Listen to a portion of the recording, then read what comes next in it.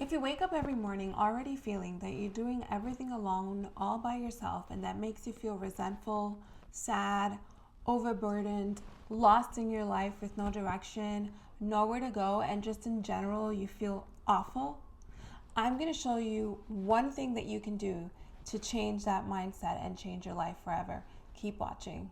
So, as I was saying, if you are a mom and you wake up every morning and you feel like you have nothing to look forward to, or you're just like dragging your feet because the amount of responsibilities on your shoulder is just weighing you down, because it does happen to all of us. It happened to me too.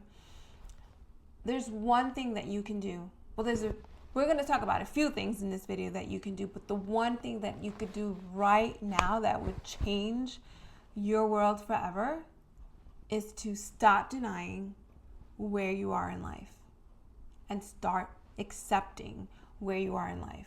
That's a game changer. And here's why. When you're in denial of something, you can't see it for what it is. And so you cannot make it better. But if you take a minute just to really think about where you are in life and accept where you are and start analyzing what are the things that you can change, man, you're playing a whole different game. Now you're playing chess, not checkers, right? And so that's the segue into what I'm going to say next.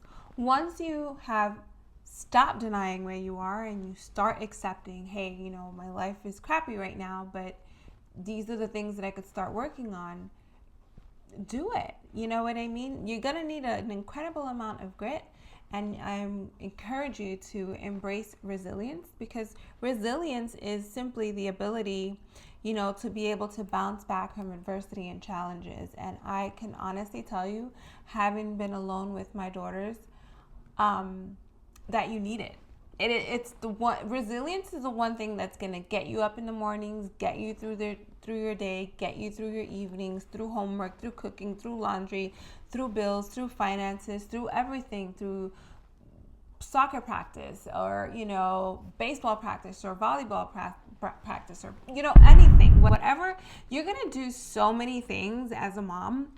And it's not that you don't want to do them, it's that you're freaking tired. You're tired all the time. You know what I mean? And I'm not saying that you're never going to feel that way.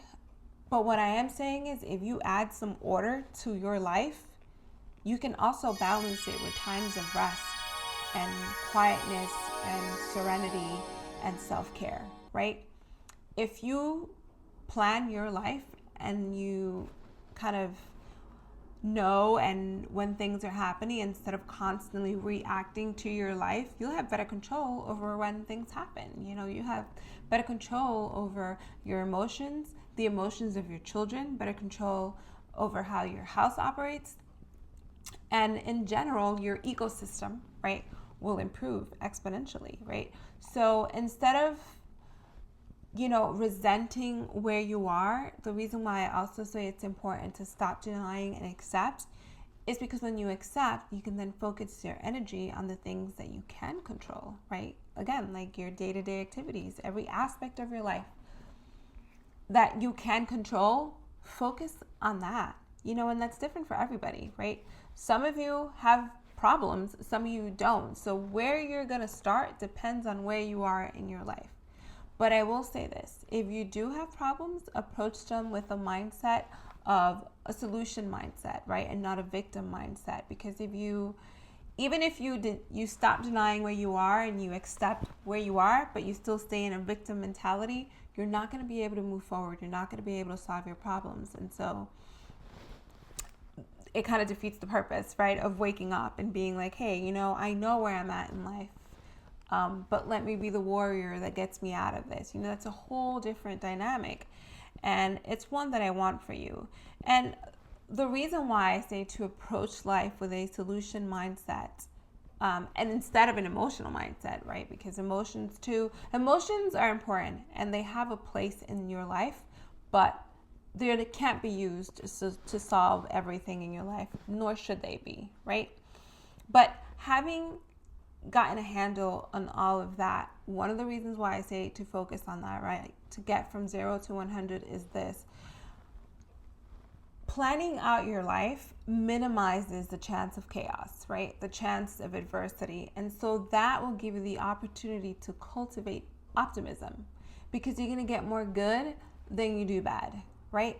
And in turn, your children will grow up in a positive environment, which is going to completely wire them differently than, say, someone else's kid who grows up in a dysfunctional home, right? So reframe your negative thoughts, set achievable goals. Super important to set achievable goals, right? If you set a goal that you are not equipped to go after and you fail, you have simply reinforced something negative. But if you set a goal that is obtainable to you and you achieve it, wow, you're going to be on a high, and you're going to be like, you know what, I can do better next week, right? And next week you will do better. But if you try to go straight to 10 when you can't even get to 5, you've already set yourself up for failure. And that's not what we're doing here. What we're doing here is trying to move you forward in baby steps in the right direction so that you get to 100, right? The next thing is practice self-compassion, all right? The way that you speak to yourself, there's been times that stuff that I have said to myself, I wouldn't allow anyone else to say to me, but I say it to myself, right? And so we need to be very self-aware of the way that we speak to ourselves. Also, because some of us, or you, right? The way that you speak to yourself, you could speak to your kids like that.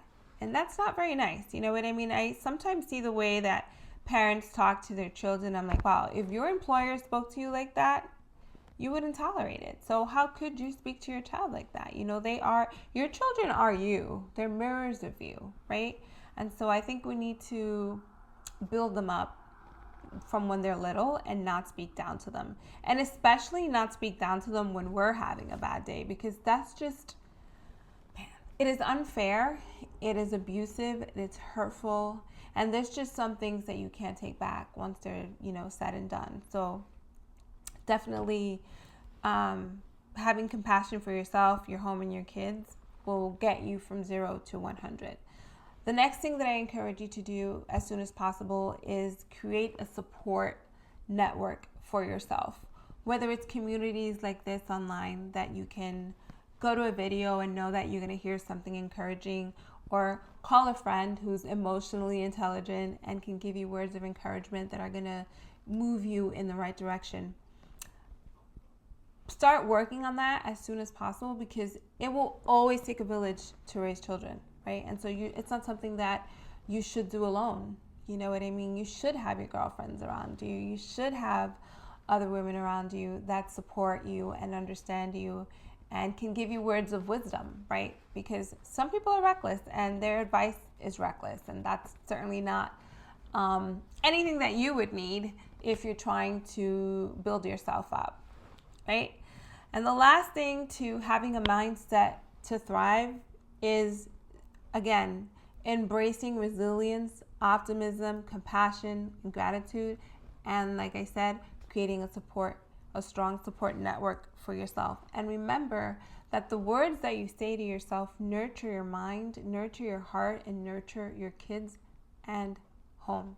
So celebrate your successes, learn from your setbacks, and continue moving forward with confidence and grace. And you'll see that you too will prosper no matter what. If you like this video, subscribe and stick around for the next one. Take care. Bye.